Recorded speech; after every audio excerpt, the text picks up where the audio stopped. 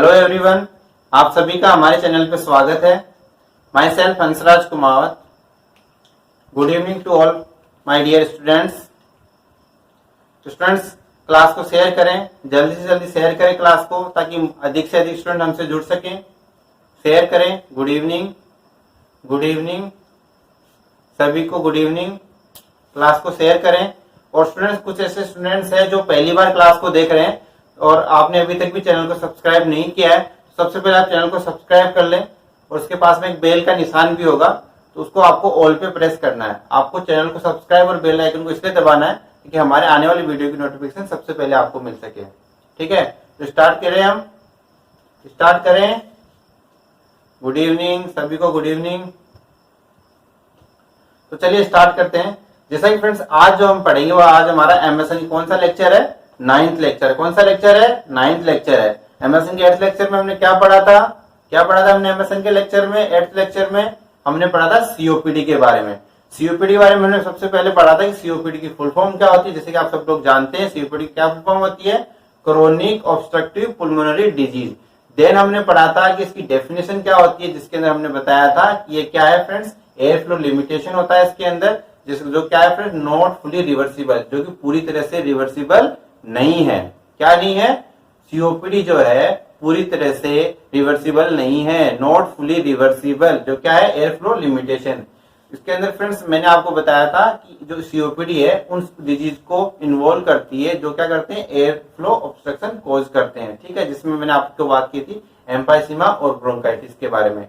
उसके बाद हमने पढ़ा था कि इसकी पैथोफिजियोलॉजी क्या होती है, तो हमने पैथोफिजियोलॉजी डिटेल से डिस्कस की थी। आप जो एमएसएन का 8th लेक्चर देख सकते हैं हमारे चैनल पे जाके। इसके साथ हमने इसके बाद में डिस्कस किया था कि इसकी कुछ टर्मिनोलॉजी भी थी, जैसे कि एयर ट्रैपिंग क्या होता है, जिसमें हमने आपको बताया था कि जो एयर ट्रैपिंग का मतलब क्या होता है? Incomplete emptying of the alveoli during expiration, यानी एक्सपायरेशन के समय में जो एल्विलाई की इनकम्प्लीट जो एम्प्टिंग होती है उसको हम क्या कहते हैं? एयर ट्रैपिंग कहते हैं। जिसके बाद हमने डिस्कस किया था अस्थमा क्या होता है। फिर हमने डिस्कस किया था कि जो अल्फा 1 और एंटीट्रिप्सिन डेफिशिएंसी क्या है, जिसमें हमने बताया था कि एक जेनेटिक डिसऑर्डर है। इसको भी हमने डिटेल से उसमें बताया था। नेक्स्ट हमने बात की थी ब्रोंकाइटिस क्या होता है, जिसमें हमने बताया था कि इसमें क्या होता है? डायलिटेशन हो जाता है। किसका? ब्रोंकाई या ब्रोंकस का डायलिटेशन हो जाता है। इस प्रकार से हमने डिटेल से डिस्कस किया था। फ्रेंड्स, इसके साथ ही हमने बताया था कि पॉलीसाइथीमिया क्या होता है। ये सब हमने पिछले जो 8th लेक्चर था उसके अंदर डिस्कस किया था। आज जो हमारा जो लेक्चर है एमएसएन का वो 9th लेक्चर है। इस लेक्चर के अंदर हम डिस्कस करेंगे आज। सबसे पहले हम डिस्कस करेंगे किसके बारे में?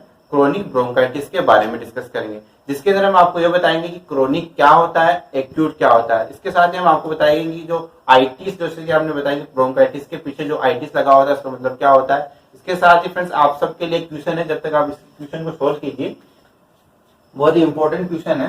क्वेश्चन ये है, which of the following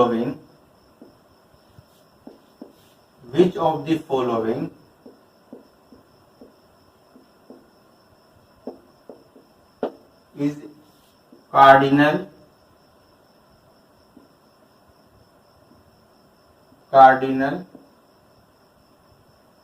sign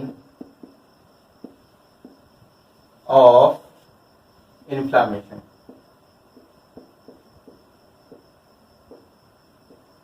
इस क्वेश्चन को आप सोल्व कीजिए, तब तक हम बात करते हैं। इसका ऑप्शन ए मैं आपको दे देता हूं। ऑप्शन ए है क्या है? केलोर।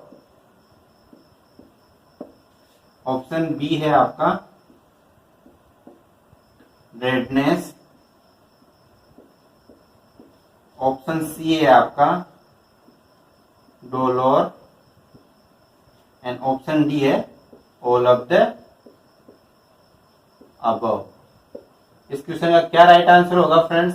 आप हमें कमेंट बॉक्स में कमेंट करके बताइए कौन सा इसके अंदर से कार्डिनल साइन है इन्फ्लामेशन का। ऑप्शन ए है हमारा calor, option B redness, option C dolor and option D all of the above. क्या इसका राइट आंसर होगा? इस वीडियो के अंदर हम इसके बारे में भी डिस्कस करेंगे, कौन कौन से कार्डिनल साइन होते हैं इन्फ्लामेशन के। तो आपको वीडियो को पूरा देखना है, बिल्कुल भी मिस नहीं करना है। इसके साथ ही आपको जो क्रोनिक ब्रोंकाइटिस के बारे में मैं इमेज के सहायता भी समझाने का पूरा प्रयास करूंगा। आपको अच्छे से समझ में भी आएगा कि क्रोनिक ब्रोंकाइटिस केसेस के अंदर आपको क्या देखने को मिलता है। तो आपको वीडियो को बिल्कुल भी मिस नहीं करना है।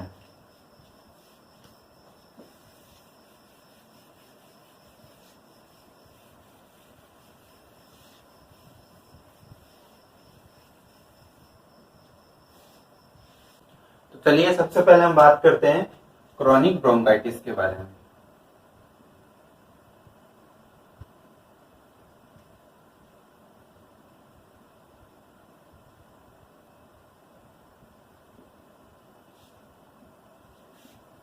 तो फ्रेंड्स सबसे पहले हम क्रोनिक ब्रोंकाइटिस के बारे में बात करने से पहले आपको बता दूं, सबसे पहले हम बात करेंगे क्रोनिक क्या होता है और एक्यूट क्या होता है। तो सबसे पहले हम बात करते हैं एक्यूट क्या होता है,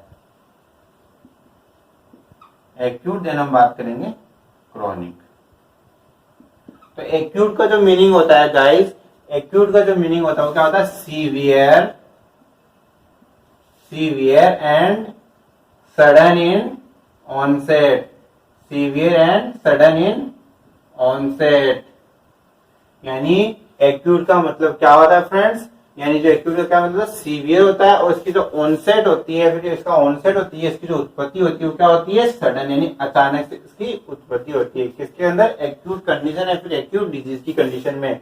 और जो क्रोनिक होता है उसका क्या मतलब होता है फ्रेंड्स, यानी जो डिजीज है फिर जो कंडीशन है वो क्या होगी, ग्रेजुअली होगी। कैसे होगी, ग्रेजुअली होगी, यानी इसके अंदर क्या होगा, सडनली नहीं होगी। यानी क्रोनिक का क्या मतलब होगा, ग्रेजुअली, और इसके अंदर जो ऑनसेट होगा क्या होगा, ग्रेजुअली ऑनसेट होगा, इसके अंदर जो है सडनली ऑनसेट नहीं होगा। जबकि एक्यूट के अंदर आपको क्या मिलेगा, जो ऑनसेट होगा डिजीज का, किसी डिजीज या कंडीशन का, तो उसके अंदर क्या मिलेगा आपको, जो ऑनसेट होगा उस डिजीज क्या होगा, सडन, और क्या होगा, सीवियर। तो ये हो गए फ्रेंड्स एक्यूट और क्रोनिक की बात। अब हम बात करते हैं फ्रेंड्स, जैसे कि जो क्रोनिक ब्रोंकाइटिस है, जैसे ब्रोंकाइटिस के अंदर जो आइटिस लगा हुआ है, इसके बारे में बात करते हैं।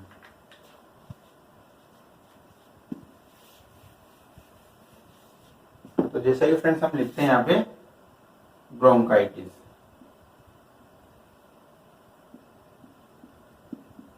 ठीक है। तो यहाँ पे जो आइटिस लगा हुआ होता है फ्रेंड्स, इस आइटिस का जो मीनिंग होता है वो क्या होता है, इन्फ्लामेशन। क्या होता है, इन्फ्लामेशन। यानी आपको ये चीज याद रखनी है कि यदि किसी भी वर्ड्स के पीछे सफिक्स के अंदर आइटिस लगा हुआ है तो उसका जो मीनिंग होता है वो क्या होता है, inflammation. Guys focus on the board. क्या होता है मीनिंग, इन्फ्लामेशन। क्या होता है, इन्फ्लामेशन। किसका मीनिंग होता है, आइटिस का। आइटिस क्या है, सफिक्स है, जो किसी भी वर्ड के पीछे लगता है। क्या सफिक्स क्या होते हैं, जो किसी भी वर्ड के पीछे की तरफ लगते हैं उसको क्या बोलते हैं, सफिक्स। और यदि आगे की तरफ कोई चीज लगती है तो उसको बोलते हैं प्रीफिक्स। ठीक है, तो ये आपको समझ में आया। अब हम बात करते हैं फ्रेंड्स फॉर एग्जांपल के ब्रोंकाइटिस यानी इन्फ्लामेशन ऑफ ब्रोंकाई। नेक्स्ट हम बात करते हैं जैसे कि अपेंडिसाइटिस। अपेंडिसाइटिस के अंदर भी आपको आइटिस लिखा हुआ होता है, इसका मतलब क्या हुआ, इन्फ्लामेशन ऑफ अपेंडिक्स। नेक्स्ट हम बात करते हैं सेल्फिंजाइटिस। सेल्फिंजाइटिस, गैस्ट्राइटिस, इस प्रकार से जो फ्रेंड्स आइटिस जो लगा हुआ होता है उसका मतलब क्या होता है, इन्फ्लामेशन होता है। सेल्फिंजाइटिस का क्या मीनिंग हुआ, फेलोपियन ट्यूब का इन्फ्लामेशन। अपेंडिसाइटिस का क्या मतलब हुआ, अपेंडिक्स का इन्फ्लामेशन। और इसी प्रकार से जो ब्रोंकाइटिस का मतलब क्या, आपको जो समझना है, आपको गाइस क्या समझना है कि आइटिस का जो मीनिंग होता है वो क्या होता है, इन्फ्लामेशन होता है। क्या होता है, इन्फ्लामेशन। और इन्फ्लामेशन होता है क्या है, इन्फ्लामेशन क्या होता है, एक physiological response, physiological response to tissue damage। क्या होता है इन्फ्लेमेशन का, क्या मीनिंग होता है, physiological response to tissue damage, यानी किसी टिश्यू के डैमेज होने की वजह से या फिर किसी सेल की इंजरी होने की वजह से जो फिजियोलॉजिकल जो रेस्पॉन्स होता है उसको हम क्या बोलते हैं, इन्फ्लेमेशन। क्या बोलते हैं, इन्फ्लेमेशन। अब हम बात करते हैं फ्रेंड्स इसके कार्डिनल या फिर क्लासिकल साइन के बारे में। तो कितने क्लासिकल साइन होते हैं गाइस, कितने होते हैं, कितने क्लासिकल साइन होते हैं इसके, इन्फ्लेमेशन के कितने क्लासिकल साइन होते हैं, क्लासिकल या फिर कार्डिनल साइन कितने होते हैं, 5। कितने होते हैं, 5 क्या होते हैं, कार्डिनल या फिर classical sign of inflammation.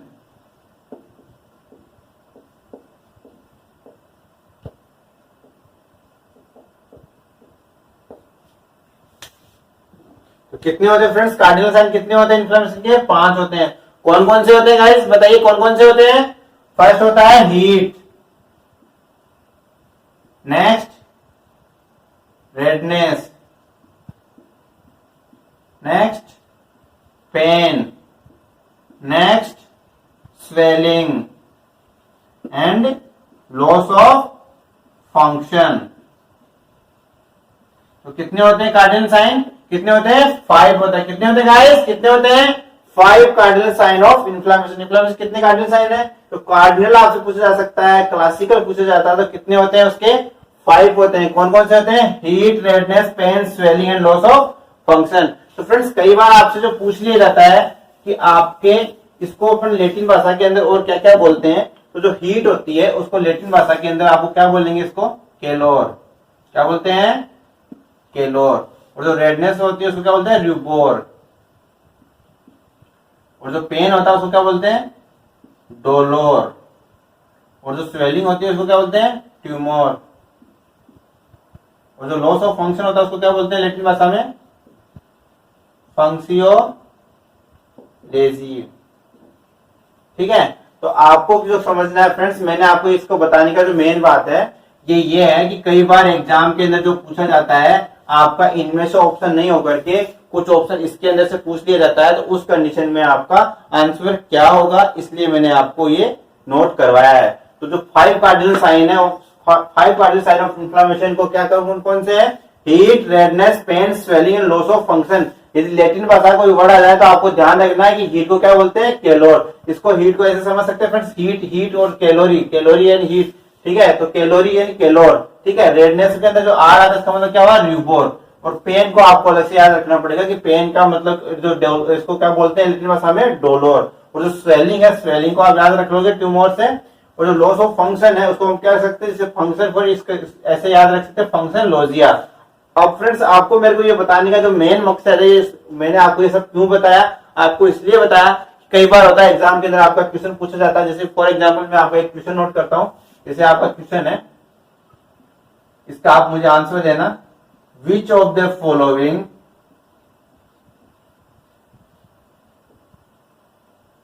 which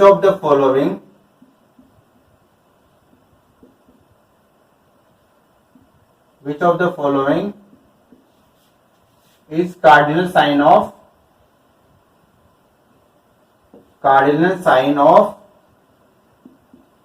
inflammation? आपका ये क्वेश्चन है, आपके एग्जाम के अंदर पूछा जाता है कि विच ऑफ द फॉलोइंग, यानी इनमें से कौन सा आपका क्या है? कार्डिनल साइन है। तो आपके ऑप्शन ए में दे दिया जाता है, जैसे सपोज ऑप्शन ए है आपका केलोर, ऑप्शन बी है आपका रेडनेस, ऑप्शन सी है आपका डोलोर, ऑप्शन डी है आपका ऑल ऑफ द अबव। तो फ्रेंड ऐसा क्वेश्चन पूछा जा सकता है एग्जाम के अंदर कि which of the following is the cardinal sign of inflammation, इनमें से कौन सा कार्डिनल साइन है किसका? इन्फ्लामेशन का। और यदि आपको लैटिन भाषा के जो शब्दों का नहीं पता है कि कैलोर, हीट और रेडनेस, रूबोर, तो आप इसका जो आंसर करके आएंगे क्या करके आएंगे? रेडनेस करके आएंगे। क्या आंसर करके आएंगे आप? रेडनेस। बट इसका जो राइट आंसर जाएगा वो क्या जाएगा? All of the above. Correct answer क्या होगा इसका? Option D, all of the above. क्यों होगा ऑल ऑफ द अबव? क्योंकि फ्रेंड्स मैंने आपको क्या बताया, कार्डिनल साइन ऑफ इन्फ्लेमेशन कितने कार्डिनल साइन होते हैं? 5 होते हैं। 5 कौन कौन से होते हैं? Heat, redness, pain, swelling and loss of function. इनको लैटिन भाषा में क्या बोलते हैं? हीट को क्या बोलते हैं गाइस? तो guys focus on the board, common guys focus on the board. Heat को क्या बोलेंगे? कैलोर। रेडनेस को क्या बोलेंगे? रूबोर। और पेन को क्या बोलेंगे? डोलोर। स्वेलिंग को क्या बोलेंगे? Tumour. And loss of function क्या बोलेंगे? फंक्सियोलेजिया। तो आपको ये चीज इसलिए ध्यान में रखनी है कि कई बार एग्जामिनर आपसे एक ऑप्शन आपको दे देता है इसके अंदर से, और जो 2 ऑप्शन बचे हुए हैं वो आपको लैटिन भाषा के शब्दों से दे देता है। उस कंडीशन में आपका आंसर क्या जाएगा? तो उस कंडीशन में ज्यादातर स्टूडेंट कंफ्यूज हो जाते हैं, और कंफ्यूज इसलिए हो जाते हैं क्योंकि उनको लैटिन शब्दों का पता नहीं होता है। इसलिए मैंने आपको ये लैटिन शब्द भी यहाँ पे लिखवाए हैं, आप अपने नोटबुक में नोट कर लीजिएगा। तो इसका जो राइट आंसर आपका रेडनेस नहीं जाएगा। रेडनेस इसलिए नहीं जाएगा क्योंकि कैलोर का क्या मतलब होता है? हीट होता है, और इसको क्या है? लैटिन भाषा का वर्ड है। तो इसका जो करेक्ट आंसर जाएगा क्या होगा? All of the above. क्यों? क्योंकि ये तीनों ही क्या है? इन्फ्लेमेशन के क्या है? कार्डिनल साइन है। तो क्या होगा correct answer? All of the above. Option D is A correct answer. Guys आप लोग को समझ में आ रहा है ना? कुछ समझ में नहीं आ रहा तो आप कमेंट करके बता सकते हैं, यस और नो। समझ में आ रहा है आपको, यस और नो?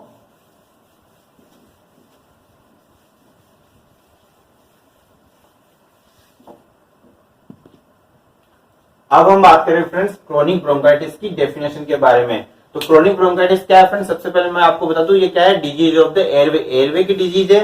इसके अंदर आपको जो देखने को मिलता है वो क्या देखने को मिलता है?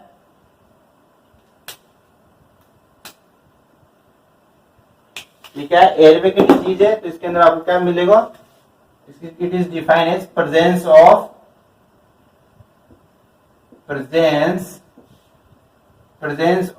कफ and sputum production.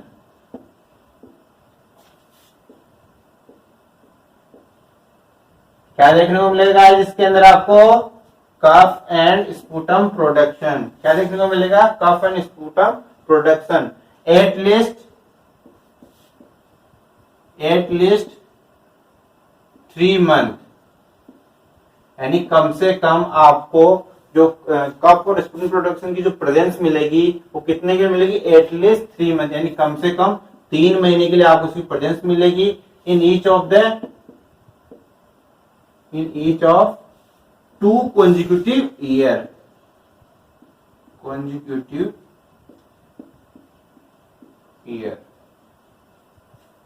Friends, consecutive का जो मीनिंग होता है वो क्या होता है?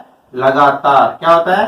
लगातार। कई बार स्टूडेंट कंफ्यूज रहते हैं सर कॉन्जिक्यूटिव का क्या मीनिंग होता है? तो कॉन्जिक्यूटिव का मतलब होता है क्या होता है? लगातार। यानी इसके अंदर आपको कम से कम कंबाइंडली बात करें in each of the 2 consecutive, दो कॉन्जिक्यूटिव ईयर है, यानी लगातार जो 2 ईयर है उनके अंदर कंबाइंडली 3 मंथ तक, यानी कंबाइंडली बात करें कि 2 साल में कंबाइंडली 3 महीने आपने मान लिए, उस 3 महीने के अंदर कम से कम यहाँ पे क्या एटलीस्ट, यानी कम से कम, तो कम से कम आपको कफ और स्पुटम की प्रेजेंस दिखे कम से कम 3 महीने के लिए, कफ और स्पुटम प्रोडक्शन उसको देखने को मिलता है, उसकी प्रेजेंस देखने को मिलता है, तो उस कंडीशन को हम क्या कहते हैं? क्रोनिक ब्रोंकाइटिस कहते हैं। अब हम बात करते हैं फ्रेंड्स की पैथोफिजियोलॉजी के बारे में।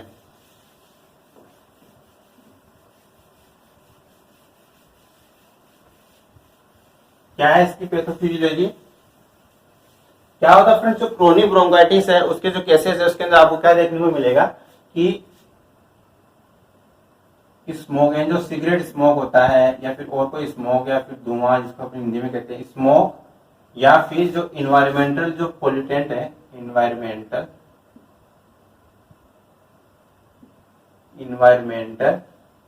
पोल्यूटेंट, यानी जो स्मोक हो सकता है, सिगरेट स्मोक होता है, हो सकता है, फिर इन्वायरमेंट जो पोल्यूटेंट होते हैं या फिर वो डस्ट हो सकती है, तो ये क्या करते हैं? जो एयरवे होता है उसको क्या करते हैं? इरिटेट करते हैं। Irritate the airway,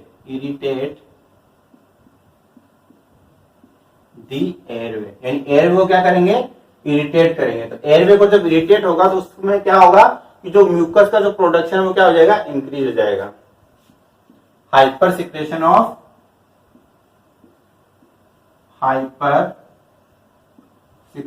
of mucus and inflammation.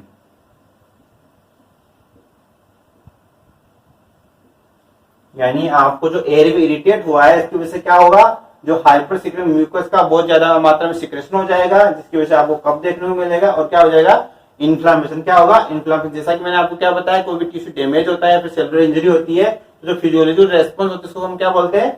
Inflammation बोलते हैं। तो फ्रेंड्स, जब क्या होता है, जो ये इरिटेशन हुआ इसकी वजह से आपका ये हुआ, लेकिन जब क्या होता है, जो इरिटेशन है वो कांस्टेंट बना रहता है, यानी कांस्टेंट दी इरिटेशन, जो इरिटेशन है कांस्टेंट, जब ये इरिटेशन कांस्टेंट बना हुआ रहता है तो उस कंडीशन में क्या होता है कि जो म्यूकस सिक्रेटिंग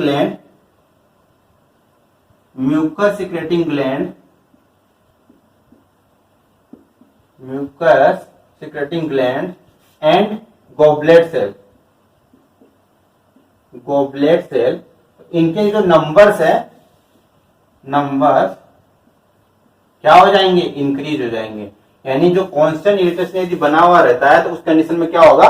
जो म्यूकस सिक्रेटिंग जो ग्लैंड और जो गॉबलेट सेल है उनके जो नंबर है, उनकी जो संख्या है वो क्या हो जाएगी? इंक्रीज हो जाएगी। और संख्या इंक्रीज होने की वजह से क्या होगा फ्रेंड्स?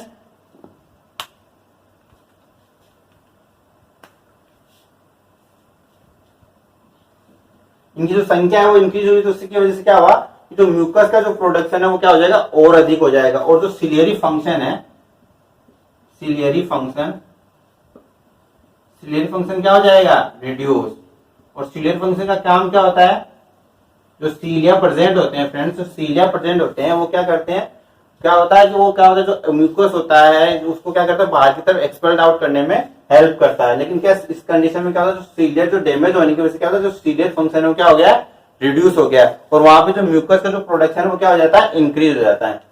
इसको मैं यहाँ पे लिख देता हूं,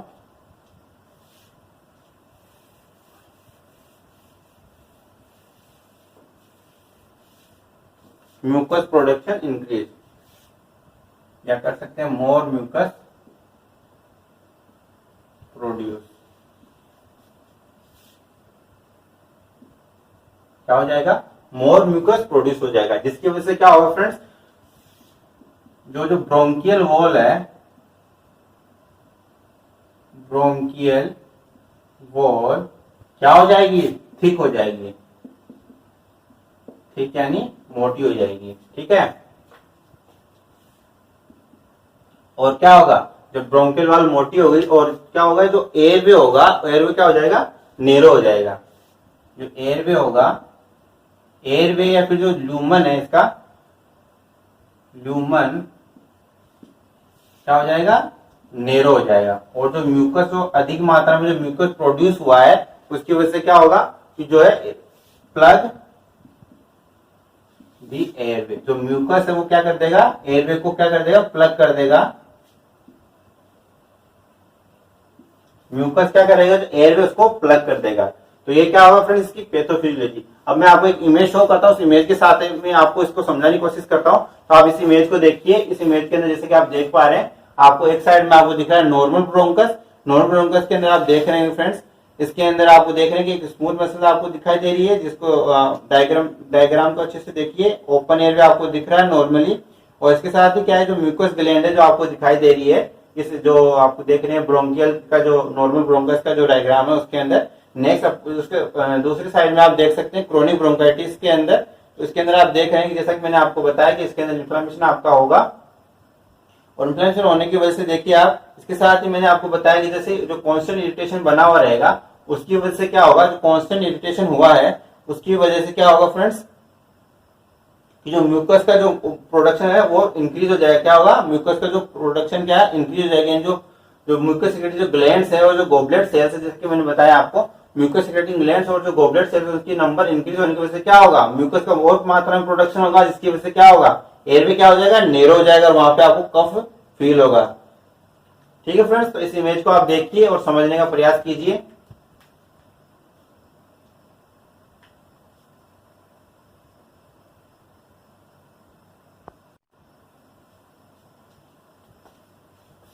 अब देखिए, जो फ्रेंड्स क्रोनिक ब्रोंकाइटिस का एक्सेप्शन आपको देखने को मिलता है, एक्सेप्शन कब देखने को मिलता है, जो क्रोनिक ब्रोंकाइटिस एक्सेप्शन देखने को मिलता है वो कब देखने को मिलता है, विंटर सीजन के अंदर। कब देखने को मिलता है, मेनली मोस्टली जो है आपको विंटर सीजन के अंदर देखने को मिलेगा। वैसे एग्जाम के अंदर पूछा जाता नहीं है, लेकिन फिर भी आपको ध्यान रखना है कि क्रोनिक ब्रोंकाइटिस का जो एक्सेप्शन होता है वो मेनली किसमें होता है, मोस्टली पूछा जाता है किसमें आता है, विंटर सीजन के अंदर आपको देखने को मिलेगा। तो ये था फिर क्रोनिक ब्रोंकाइटिस के बारे में।